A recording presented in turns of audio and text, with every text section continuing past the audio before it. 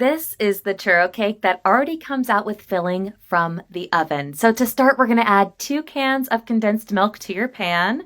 You want to grease the pan with a little bit of butter. Now we're going to add 2 cans right inside of the pan. So in total, this is going to be 800 grams of condensed milk. Then just set that aside. And then in a blender, we're going to add 3 eggs, 1 cup of sugar, and just mix well for 1 minute. Now, after this time, we're just going to add the remaining ingredients.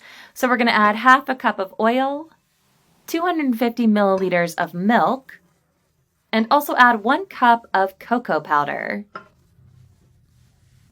Now just cover and mix everything again for another 2 minutes. Just like that. And after mixing well, you will have a very smooth mixture. So we're just going to pour everything into a bowl. The bowl is going to help when we're adding the flour. And I'm telling you, we're making such a wonderful cake. So next step, we're going to add 2 cups of flour. Now the tip is for the cake to be nice and soft, so make sure to sift the flour. Discard those small little flour balls. But you don't necessarily need to have a sieve. It's not mandatory, but just make sure there's no big chunks. Now stir everything. You want to stir for about 5 minutes. This chocolate cake is going to be so good. I'm so excited. I mean, besides just being delicious, it's also a very beautiful cake.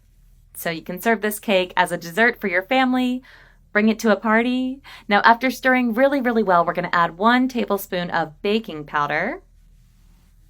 You want to just stir lightly until the baking powder is well mixed. The tip is to not stir too much. You want to stir gently and never mix the baking powder in the blender. Don't do that.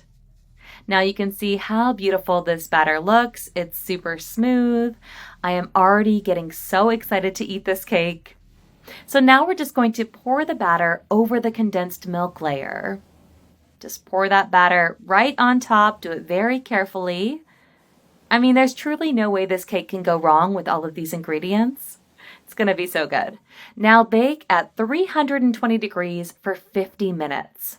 And that's it. Our cake is ready. It smells so good.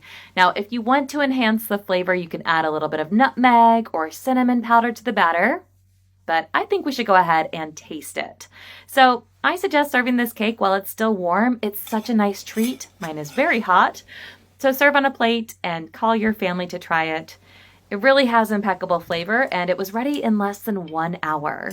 So I think we should go ahead and dig in. Please enjoy your homemade cake.